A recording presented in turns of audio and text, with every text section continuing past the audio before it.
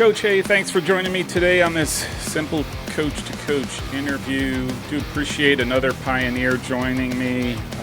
Big fan, and he's a big supporter in Coach Bergen. So glad you've been able to join and take some time today to entertain my soccer addiction. So thank you for that. Yeah, thank you very much. I love the hat. I need to get one of those for myself. No, this is mine. You can't. Hey,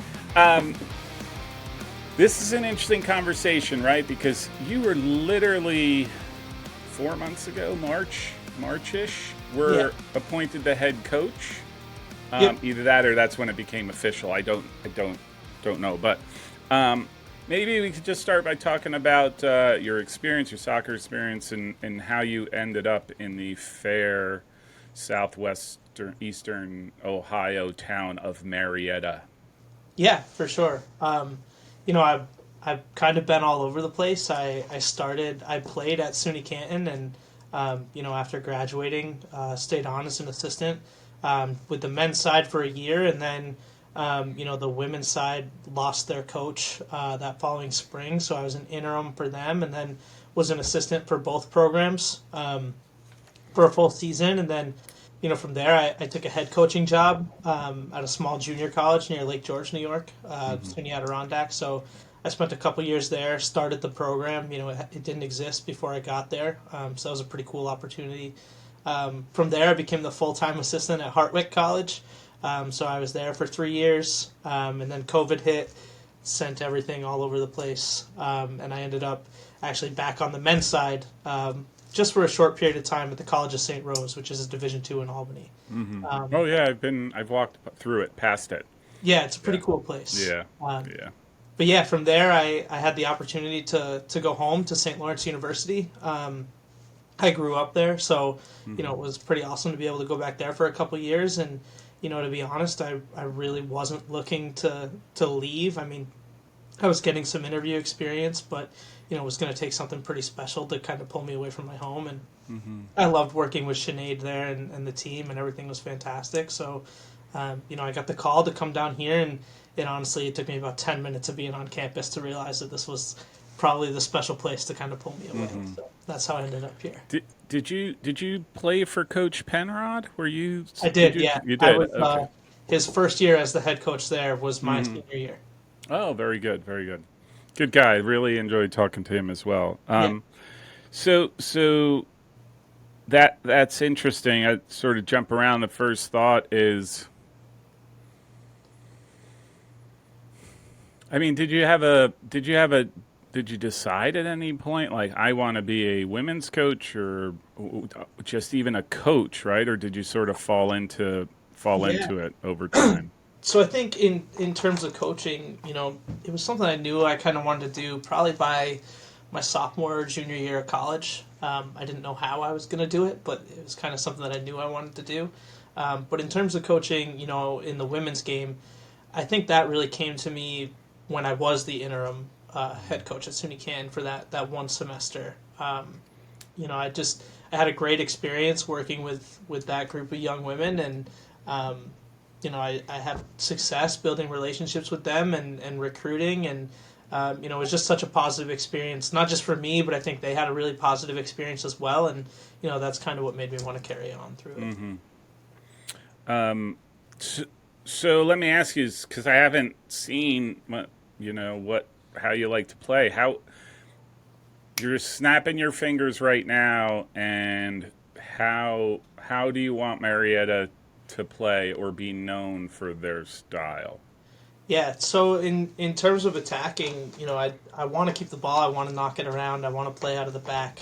I worked with John Ciano at the College of St. Rose, and I feel like, he was absolutely brilliant about, overloading space and creating numerical advantages for your team, and that's something that I really want to do. With that being said, I don't want to do that at the sacrifice of going forward and scoring goals. I don't want to be a team that you see knocking the ball backwards 150 times a match. If we've got the opportunity to knock it forward in one pass and score a goal, that's what we're going to do. Now, that's not to say that I want to be the most direct team on the planet, but if somebody gives us that opportunity, we'll do it. But for the most part, I like to knock it around. I like to build, like I said, overload specific spaces. Defensively, I really want to high press. I think it's important in the women's game to be super positive and try to get on the front foot, even if, you might not always have, it might not always be to your advantage to do that. I think mentally it does give you an advantage to try to do that, and just kind of puts a team in more of a positive space as you're looking to play. So, it's very, very methodical. We're going to want to try to create our own specific pressure pockets and places to win the ball back, but I do want to high press as well. Okay, so you called it enough of a special place to pull you away from Canton, New York. What was it about? What is it about Marietta? The blue turf? So I'll be honest with you. At first, I did not like the blue turf. I got there, and that was not a draw. But having gone through our entire spring season and playing on it, it grew on me very fast. I actually probably prefer it now in terms of playing on it. I think it's a lot easier to see lines in the ball, and just kind of understanding your space is a little bit better. And it's definitely an advantage for us. I have a lot of friends that have come and played here at Marietta, and they said they absolutely hate playing on the blue turf as a visitor. So for me, that's music to my ears. But in terms of kind of what it was, if you look at the facilities that we have here, I mean, it's unbelievable, and the resources that we have. I mean, I came in and everything I've asked for, I've gotten in the first couple of months. I've spent a lot of money. Luckily, we're bringing some of it back in now too. But we got a lot of cool resources. The facilities are incredible, but the number one thing, honestly, is the people, and it's not just the people that are at the college. It's the local community as well. I came down here. Before I had officially started, I came down, signed some paperwork, was meeting with some of the players, things like that. And on my way home, our women's basketball team was actually competing in the NCAA tournament. And they were playing in Ithaca, New York. So they're playing Ithaca in Ithaca, the first round of the NCAA tournament on a Saturday night in Ithaca. And, I stopped there on my way home. It was right on the way. I probably shouldn't have, because it put me home at about 3 a.m. I stopped either way, and I walked into that gym expecting to see a place full of Ithaca fans. One of our former coaches at St. Lawrence actually moved to Ithaca to coach football, so he was telling me how it's going to be packed full of Ithaca fans, whatever else. I walked into that gym, and I saw more people from the Marietta community than I did from Ithaca, and it was on their campus. And that was kind of like a defining moment for me that, this is what the support looks like here. Yeah. I know, just seeing it, talking to people, Marietta's all bought into their school, right? Whether you're a student or like your surrounding community, you're all in. And that's definitely pretty unique, from a college perspective, a small school like that. But okay, so when you were brought in, is there, I don't want to say a mission, did they hire you for a purpose? Right? Like, okay, to lead the women, but is there like a bigger goal here that we're talking about, or? To win games. To be quite frank, this is a program that hasn't won a lot of games in recent years.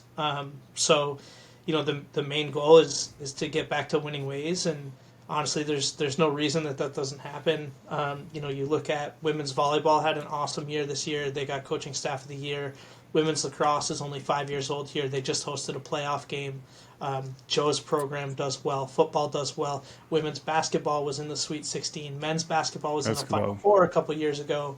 Yeah. Everybody has success here. Baseball, right? Like baseball. Unbelievable. They just hosted the Super Regional, and they're constantly competing for a national championship. So, you look at the facilities, the majors, the education, the resources, the community support, and then just the success that all the other teams have. I mean, there's no reason that it doesn't happen here. And I think the program just needs a little bit of guidance and honestly some structure and organization. And to be quite honest with you as well, coming in and working with the team through the spring, the talent level is exponentially higher than I was expecting it to be. The kids are fantastic. Not only are they great kids, but there's a lot of really good soccer players here too. And I'm excited what the fall looks like. And yeah, the objective is to start winning some games. Yeah. You don't realize it, but there is a pretty strong athletic tradition at Marietta in these programs. And like I said, the ones that everybody knows are men's basketball and the baseball team, which is, I mean, I think they've owned the trophy, right? I think it might be called the Marietta College Baseball Trophy for the winner, right? But this. All right, so knowing that that's your objective and that's what you're being brought in, or sort of culturally, what are some things that you might be doing that might be new to the program or to the players and might not have experienced previously? Yeah. Yeah, honestly, for me, it was the spring was really just about getting back to having fun. It was pretty clear coming in that a lot of the kids weren't really enjoying their soccer experience, and that was the number one thing, was to make sure that number one, they were having fun. Aside from that, I wanted them to really feel comfortable with the staff here and being able to come to us. So, this office that I'm sitting in is 1,000 times different than day one when I walked in. It was the first thing I did was tear this office apart. I mean, there was just enough room for the kids to come in and their knees would be touching the desk, and two of them could be in here at a time, and that was it. And I mean, I got rid of half the desk space and changed everything up. You can see there's pictures of them behind me on the walls. There's a couch in here. There's a TV now. So the number one thing was making sure that they were comfortable coming in and asking questions, and that they could just be themselves, and they didn't have to worry about, what they looked like in front of the coaching staff or what they were saying, what they were doing. They really could kind of let their personalities out, and I think that's had a massive effect on, how they're playing on the field too. Just given that they have that little bit more freedom, and we give them some structure and some things that we want to see, but for the most part, we're letting them make decisions and we're letting them play, and I think that's helped them a ton because, like I said, there's some really talented kids here. They kind of just needed to be let out of their box a little bit and be able to play. That's. So do you think did the spring go as well as you wanted it to go? Yeah, I mean, it went better than I could have expected. I mean, coming in, I like I said, I really wasn't expecting the talent level to be as high as it was. We played 2 spring games. We played Muskingum, who we snuck a goal by and got through, but I'm telling you, their goalkeeper was unbelievable while we played them, standing on her head. So, I felt good about that one. And then, I was a little bit more nervous. We played a second match against West Virginia Wesleyan, which is a Division II in West Virginia. Yeah. So I was a little bit more nervous about that. But, we went up 1-0. Then they came back and they tied it. Then we went up 2-1. And then the last 10 minutes, we kind of cleared the benches and threw everybody in. And we put some people in different positions and whatever else because it was a spring game. And they pulled 2 back on us and ended up beating us 3-2. But, everybody was really happy with that. We scored some great goals. The kids gained some confidence. And, they were just – everybody was super happy. Mm-hmm. Did you have any this is a weird question. I don't know why I thought about it. But, like – from your perspective, what are some of the challenges that you've encountered so far? And I'm not asking that in terms of something that's bad. I just mean like it's not easy, right? Like doing what you're doing, building is not easy. It's a challenge. It's daily work, and so I'm just curious as to what were some of the things that you encountered? Maybe resistance. Maybe there were some players who you maybe weren't bought in. I don't know, that sort of thing. Yeah. So I think the best part about the situation that I'm stepping into is that the players realized that their talent level is way higher than their results have shown. So from day one, they've just wanted to win, and that's it. So everything that I've asked them to do, they've done like that. There's been no hesitation from them. They've bought into everything. They've been fantastic.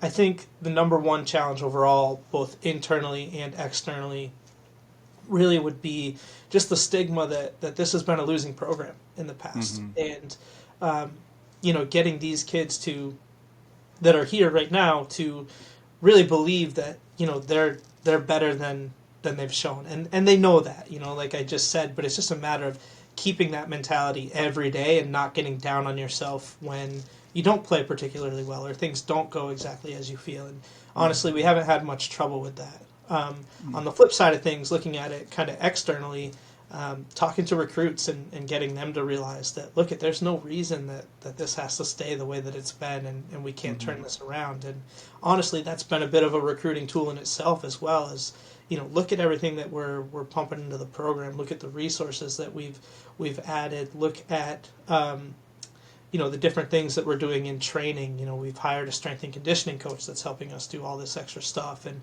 all these other things that we're kind of doing to sort of change the stigma internally is now helping us drag those kids in externally that kind of want to be a part of something a little bit bigger. It might not be a ton of wins your first year, but it's going to be more than the year before that. And 5 years down the road, when we're competing for conference championship, it's going to be your team, your group of players that I'm referencing that really kind of kicked this whole thing off. So it's just kind of been a matter of really getting people to believe the same way that I do. That's what brought me here was believing in what we could do and what's possible, and it's just making everybody else have that same sort of vision.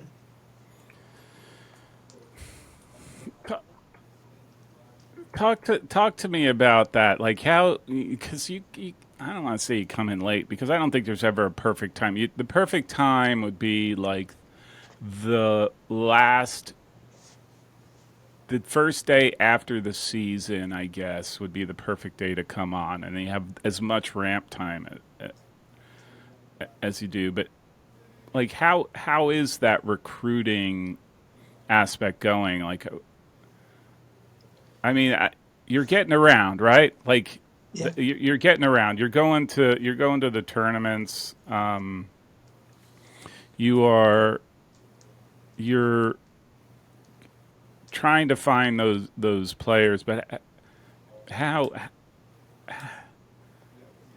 would you say that is going? Knowing that you for all intents and purposes, I don't know. You may have started early. I don't know. I'm just saying based on what I know. You started in March, right? Yeah. And a lot of folks are done by then, or Yeah. at least So for the class of 23, it was tough. There were some kids that were kind of on the radar. My previous assistant, she actually just left. She got into grad school at Ohio University, so we were super happy for her to do that, but pretty sad she was leaving. But she was a great help when I first got here. There were some kids kind of on the radar because of her, and we kind of got them in pretty quick, so we were able to add a couple players to our class of 2023. But like you said, that was really late, and there wasn't a lot for 2023 happening at that point once I got hired. We're super happy with the players that we've added and the players that are coming in.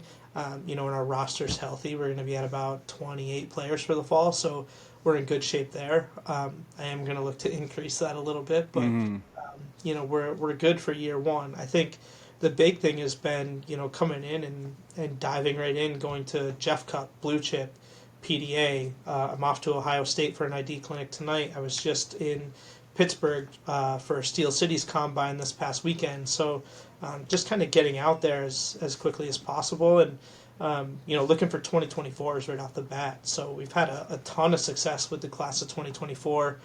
We've got 4 players verbally committed already, which is awesome. So, I feel like we caught up there pretty quickly. And, it's just a matter of I've got a ton of 24s on the radar, and we've got some offers out, and I think we'll be okay with that class. And now because of that sort of legwork that we did when I first got in here, it's going to give us the fall and the spring to really hammer down on 2025s and be set there as well. So I think we're in a good position. At first I was sweating a little bit, and I was worried because we were very late. But, again, it's just a testament to this place with how quickly we were able to make up ground on the recruiting trail. I mean, I had a player that I identified at Blue Chip, had a couple phone conversations with her, got her to campus on a Wednesday, and on Friday she committed. It was all within a month. Just Really? knew that this was the place for her. Yeah. So it kind of speaks volumes to what it is here. And I was talking to somebody about it. I can't remember who it was, but they said, "Oh yeah, Marietta. I know a friend that was in that conference. They always describe the place as like a hidden gold mine." Yeah, And yeah. it really is. If you just get this in front of people, they're gonna come. So Yeah, it's been a matter of putting in the work and getting us in front of them, and then getting them to come down and see it. And yeah. at that point, it's pretty easy. It is. It's a neat place. I will say, in the schools, like, it's just a great school, right? Like, it's right there on the Ohio. Like, I mean, there's just so many good things about it. And to your point, I think the facilities have really, since my day at Mount Union when we used to play the men's, I think all the schools, I'm not just saying Marriott, but all the OAC schools have invested so heavily in athletics and Marietta's no different. I mean, d how many kids are you trying to bring in? How many, or in your 2023 incoming how many players do you have? So there's 5 in the class of 2023. We had an interesting situation when I got here. There were a couple of kids that were committed but not really committed, so Yeah. they kind of disappeared pretty quick. And then I was able to add a couple players. We needed a goalkeeper desperately, and we found her. We've got a girl coming from Kentucky who's fantastic. I've seen her play a couple of times now. So we're super excited about her. And then we actually got a forward from New York. She's from the Buffalo area, so Oh, wow. she'll be coming down as well. Yeah, Dad's an alum and played baseball here, so Oh, wow. it just happened to work out. So we're trying to diversify the roster a little bit, but yeah, we've got 5 coming for 2023, and we've got 23 kids returning, and there's a really strong core there returning. Yeah. Like I said, I was super happy with the talent level when I got here. So yeah, it should be exciting for the fall. Do, I'm just curious, and I don't. This isn't like I'm not trying to talk about the previous coach or anything like that, but I'm always curious about. Do you think it's just a change in style or demands on the players that help in that first year? Just that they're going to end up doing something different, or do you think? Right. This is no, I'm not sure the right way, but to say it, but you know more and you have a better sense as to how to coach them. Yeah, but I wouldn't say it's necessarily just knowing more. I think the biggest thing is just giving them a little bit more freedom to be themselves, and be able to make decisions. They'll have an idea. This is how we want to play. Here's some things that we want to do. But at the end of the day, I don't get to step on the field. Honestly, we're probably lucky I don't get to step on the field. I wasn't much of a player, but but they're the ones on the field. They're the ones making decisions, and all we can do is really kind of help them towards why their decisions were not the best or why they were fantastic decisions, and put them in more of those situations. So, a big reason for increasing the roster size is really so that, we can play 11v11 every single day at training, and they can be put into as close to game-like situations as possible, and we can recreate things and, say, look, here's what we've done or been doing. Let's try this. Maybe we make things look like this. And starting to help them recognize, we know that every coach on the planet has told you that you want to switch the point of attack whenever possible. But, yeah, there's 9 players over here, but we're 6v3. Let's stay here and let's play. So starting to recognize situations like that, can really just kind of help them. And I don't want to say kind of go against the grain with what they've been told before, but just help them recognize, smaller pictures in a different way. And I think that's been big. And, just having them be comfortable in making mistakes has made them all so much better, much faster. Yeah. All right. So you tried to let them sort of loosen up a little bit for the spring, right? Enjoy the game, which I'm a big proponent. That was my latest thing Probably because I spent those episodes in my soccer career and coaching where it was like, hey, this is fantastic, having so much fun too. This is an absolutely miserable sport. I should have, I should have joined the chess club, right? Like it's one of those. Um,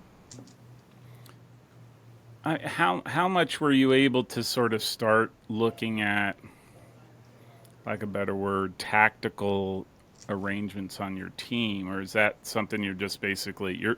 I don't want to say you're putting out fires, but like that's what you're doing. Okay, what's the primary goal I have? Okay, it's joy. Let's find joy. Okay, we found joy. Now the next step. Yeah. Yeah. Yeah, we got to put in quite a bit of stuff actually. Obviously, with spring being shorter, it'll be awesome next spring when we get a little bit more time. But um, with spring being shorter, we didn't get to spend as much time on it as we would throughout, like a regular season. Honestly, they bounced around through a ton of exercises through the spring. I don't think I really did the same exercise twice through any of our training sessions. Mm-hmm. And that was really just to kind of familiarize them with a lot of different things that we'll do throughout the fall. So it's quick and we can get right into it. And there's less of a teaching component and it's more them actually playing and understanding what's going on as opposed to trying to learn a new exercise. But with that, we did get to put in a lot of stuff. We saw some of it. We added a VO camera system, so it was nice to go back after the spring game and look at some of those moments and say, here's that rotation we were talking about. You guys did it right in the flow of things, and look at the scoring chance that came from it. And we saw that several times, and it's again, while we didn't get to spend a ton of time on that stuff, it's just another testament to the players that we have here and the group the core group that's still here because they just bought in. And I mean, I didn't have to go through things a million times to get them to want to do it and to want to try it. They just did it, and they just said, hey, if this is what's going to help us win, we're going to do it. And they saw the benefits of it really fast. And I couldn't be more grateful for the effort and the commitment that they've put into things through the first part of this. And I think it's really going to set the tone going forward, and it's going to help us build through everything we do. I always say too, like no player does not want to win, and so if you frame it in those ways and you show them, hey, you can be closer to winning if you just look at this, or you do, like they're always going to be bought in, right? Because again, I haven't met an athlete that doesn't want to win. Well, and it's really allowed me to be perfectly honest with them too. Where I can say, here's the part of your game where you struggle, and this is where you're maybe going to struggle to find minutes in the fall. This is what you need to work on. And I've told them I'm not really gonna sugarcoat things. I'm gonna tell them where they stand and where they fall, and I think they appreciate that to a certain extent. And it's not just me saying, hey, you're not gonna play, you're not good enough. It's here's where you need to improve. I'm gonna help you improve as much as I can. But just because you work really hard and you do all these things doesn't mean that you're going to get better and you're going to play. Right. Everybody goes off for the summer and they work really hard. Yeah. That doesn't mean that everybody can play, unfortunately. Yeah. And I think they get that because they do want to win, and they have bought into things. And I just think it's really important to be able to have that honest communication, because there's going to be times where they hate me because they don't play, and that's okay. It is what it is, but it's not ever going to mean that I don't care about them. And that's been kind of the number one message to get across. Yeah, I hate you because you didn't offer me a roster spot yet, and here I am, been trying and trying and trying. Well, if you got eligibility left, I'll send you the paperwork. Yeah. Coach Bergen's another one. He knows I've been waiting. Hey, just whatever. What's been your impression of the OAC so far? Again, you haven't played games and all that stuff, but I mean, how much insight do you have into the OAC? Yeah, I think it's a very strong conference, really, from top to bottom. I mean, I've just sat here and kind of raved about the talent that we have on our team and how happy I've been with these kids and everything. And we're at the bottom of the conference right now, so knowing what there's going to be at the top is exciting. But honestly, the biggest thing I can say is just how welcoming everybody in the conference has been. I think I've seen just about everybody on the road so far, and they've all kind of, I didn't know who they were, so they picked me out and, came and introduced themselves to me and, have offered a ton of help with literally anything that I need. So, everybody's just been super welcoming, and it seems like a tight knit group of coaches.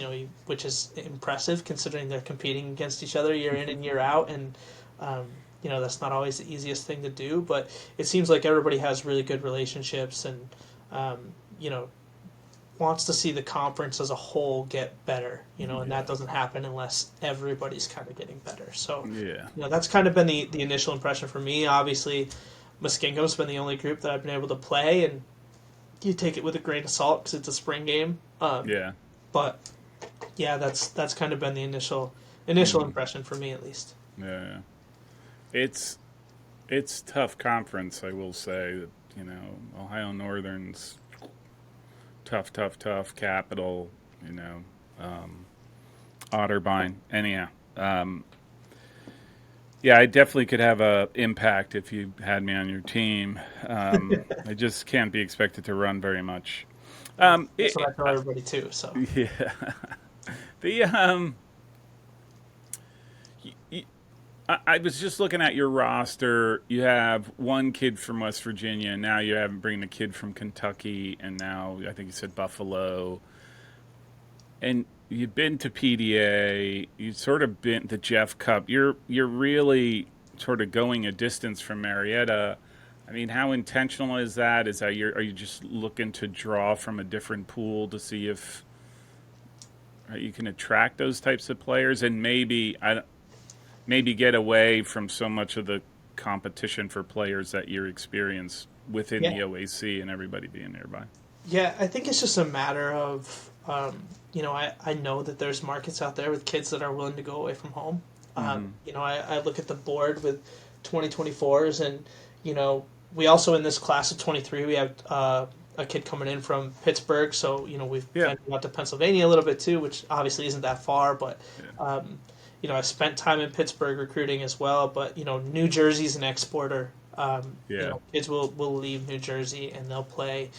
Same thing with Connecticut; they're an exporter. Virginia is an exporter. Maryland, Florida. You can get kids out of all of these places, and honestly, the big thing is you just say that you're going, and the kids reach out. They're at the tournament, they reach out, and it's just a matter of expressing a genuine interest in them, and like I said before, putting myself in front of them so that they see I'm coming to watch them play, and I'm not just deleting their email because they're another one that's coming in. I go through all of them. I offer these kids phone calls even before I see them play. And I chat with them and get to know them a little bit, and then I give them an assessment after I see them play. So it's kind of just a lot of legwork, and being willing to put it all in and do it. But again, you look at some of the other teams. I mean, Joe's got internationals on his roster. Women's lacrosse has a ton of kids from Maryland on their roster. The basketballs are venturing out. Everybody's kind of able to, it doesn't have to be so stuck in Ohio, and I think it's just a matter of kind of managing, what we have for a recruiting budget, and being able to weigh, do I want to go to this small tournament in Ohio, or do I want to go to Jeff Cup in Virginia where I can identify 600 kids in a weekend?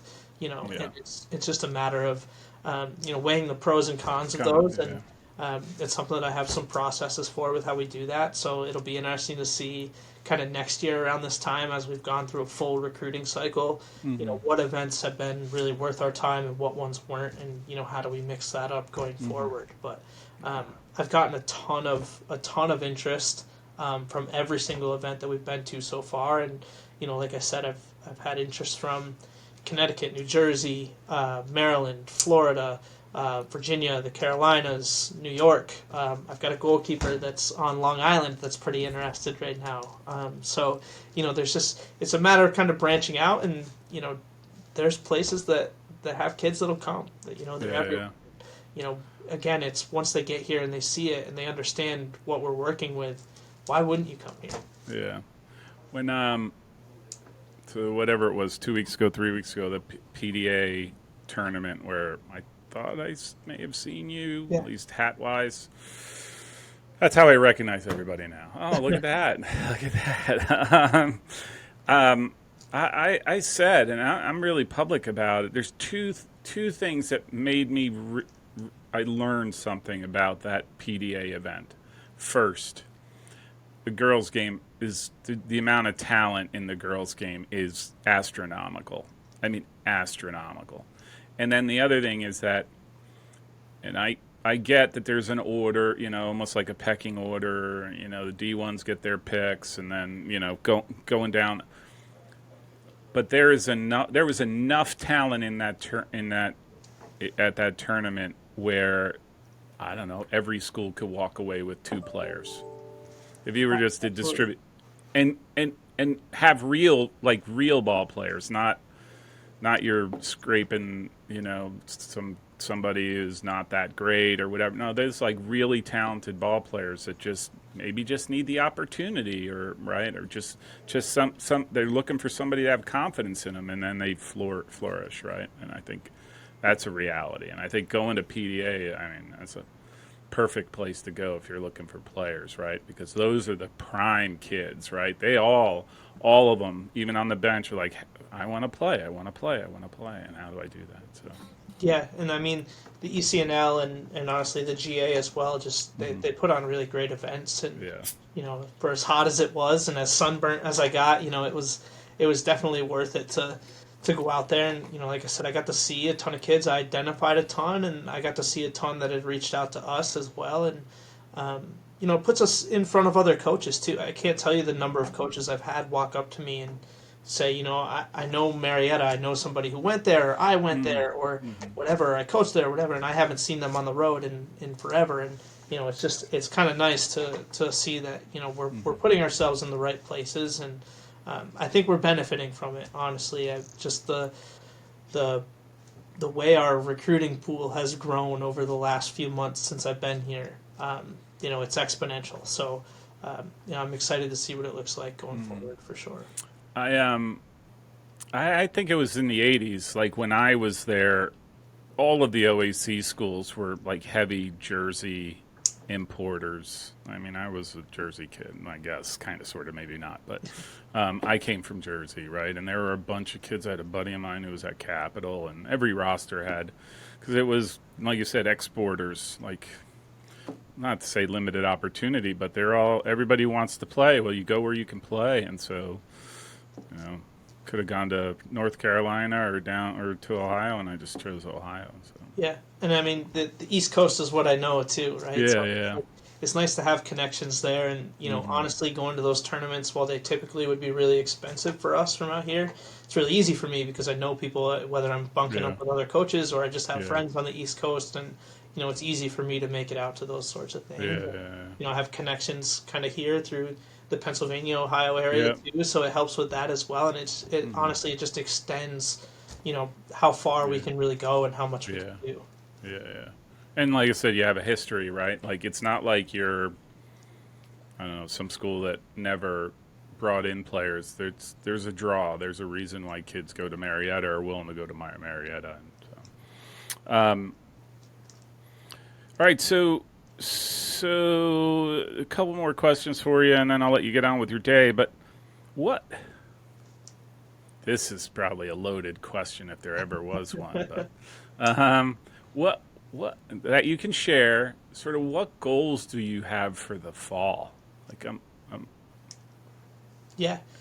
So it is kind of a loaded question because you set goals, and if you don't hit them, were you unsuccessful, or were you unlucky, or did you just not hit your goals but you still had a good season? I think talking to the players, they very much want this year, as we're kind of building, to just be one where, again, they enjoy themselves and they feel like they've built confidence. So they're better competitors. That's a big goal for them, is to be competitors as they go through this. Whereas in the past, I think they walked into some matches and the stigma was just they were going to lose that one.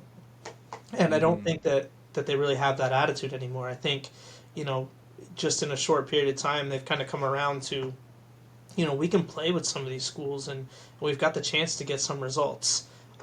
For myself personally, I think it might be at the end of our reach, but it's definitely within our reach to get back into the conference playoffs, and that's something that's not happened here in years, and is something that I would love to see. And I like I said, I don't think it's out of our reach. I think we're going to need some things to come together for us, and It's going to be difficult, but I think it's a goal that's attainable as well. Mm-hmm. And that's not to say if we don't make the conference playoffs, we had an unsuccessful season. That's not it at all. But I think that that's something certainly that's kind of tangible that we can really kind of strive for as we go through things. So, again, it's hard to get into too much of it. This is a program that we're going to set values, we're going to have a mission statement, goals, all this sort of stuff, and it's something that we didn't do in the spring because 25% of our team is coming in brand new in the fall. Yeah. And how can I create those things without including them? So, it's going to be a huge part of our preseason and our fall is kind of establishing values and setting goals. It's the same reason we didn't decide captains in the spring. We went through the spring without captains, and it gave me a good look at kind of who was going to step up into some more leadership roles without having an official title or really needing a title of any sort. And it also gives us the opportunity to then roll into the fall and let our freshmen that are coming in have a little bit of input into what's happening as well. So I think kind of the big sort of and I don't even want to say lofty, but in terms of a playing goal, getting back to the playoffs is number one. And if it doesn't happen this year, then that's obviously the goal the following year. And it's kind of step one in terms of playing as to where we go next. I don't think I talk a lot, but I've spoken with Danny Gunderson a number of times at Muskingum, and I'd say the same thing to you. I don't think it's far away. No. I don't think that's too lofty. I really don't. I'm just looking at your schedule. I don't think that is.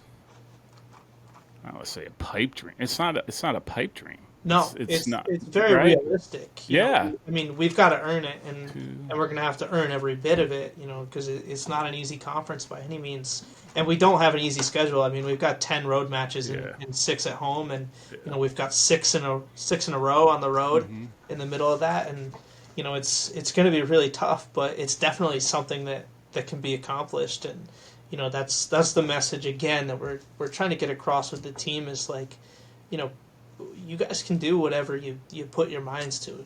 There's no reason not to have a confidence in yourself, and I think they're coming around to that, and they're starting to see it. As they start to build it, they get better and better, and they're kind of realizing that it's kind of a bit of a self-actualization. That, they really can do it, and so hopefully that's another positive for them. In the fall. If we could do that, it'd be amazing.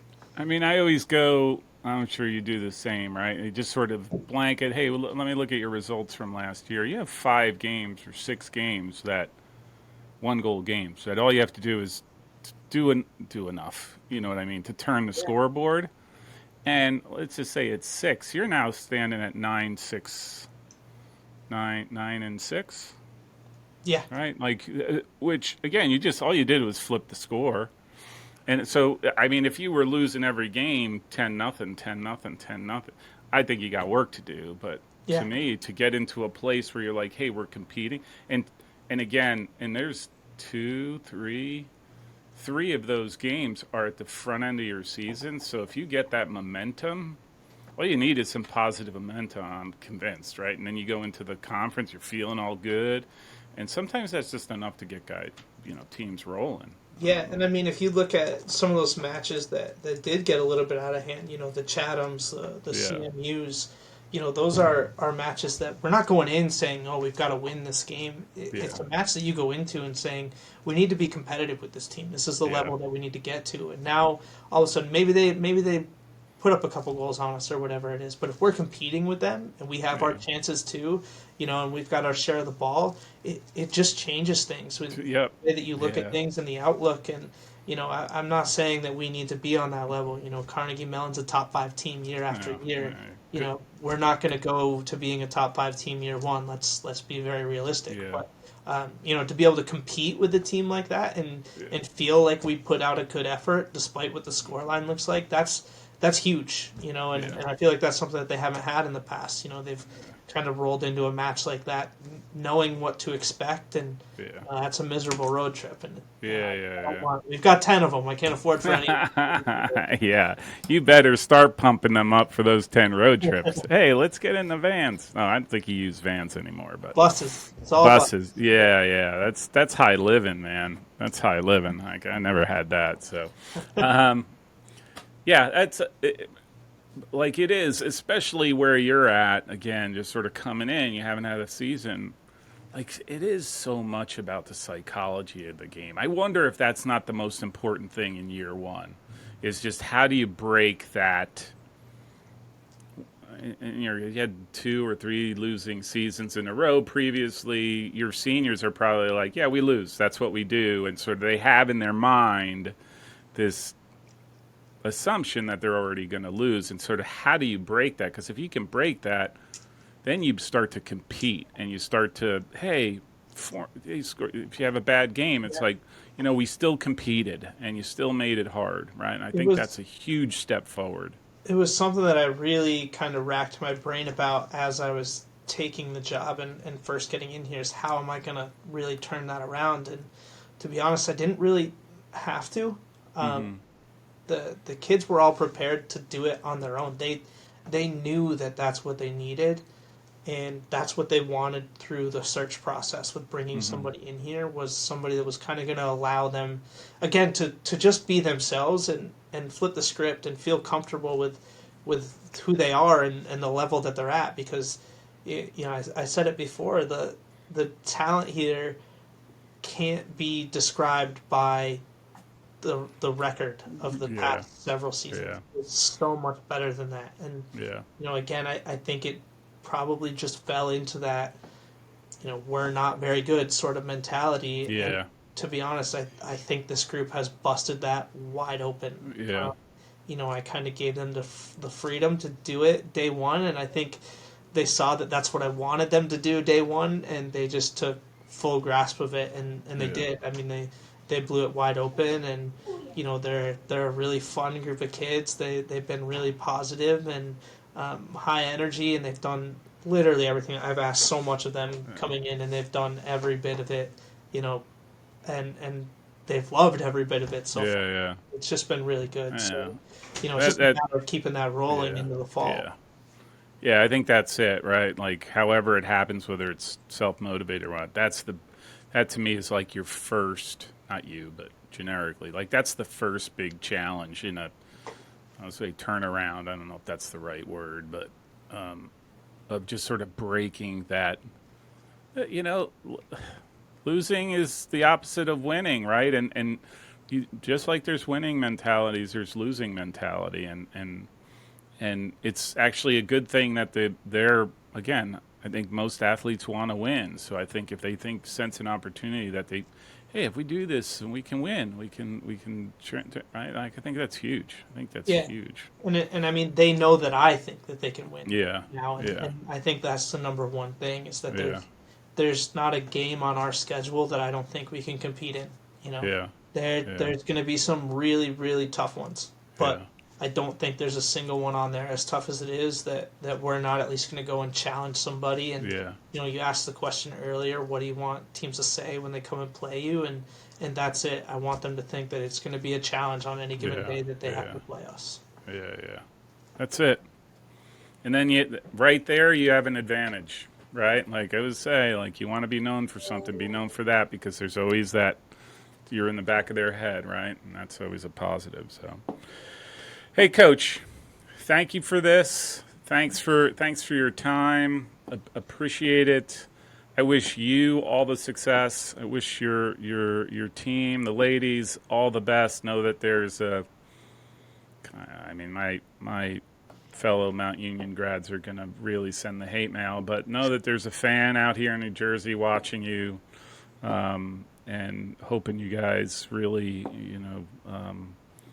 move in the right direction and keep building. So thank you for having me. I really appreciate it, and the kind words. We'll have to get you some more Marietta gear here if we can. And you know it. Like I said, I I get in trouble. I think all of my fellow Mount Union grads, they're tired of the hate mail. They're like, "What are you doing wearing?" At, and I'm even a slight fan of John Carroll. So like you're not, being a fan of Marietta is not, but John Carroll. Oh my gosh, that's painful. So. Well, I've not been here long enough to Yeah, develop yeah. any Oh, serious you'll friendships, learn. but, You will talk to you learn. again in a year. And we'll see what it's Yeah. like. Yeah, then we can throw darts at a board like, I hate them. I hate them. All right, Coach. Thank you. Thank you again. Thanks kindly. Best of luck. Yeah, of course. Thank you.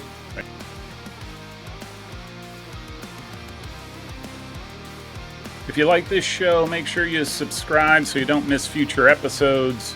You can also find me on anti-social media on Facebook, Twitter, and Instagram. Thanks.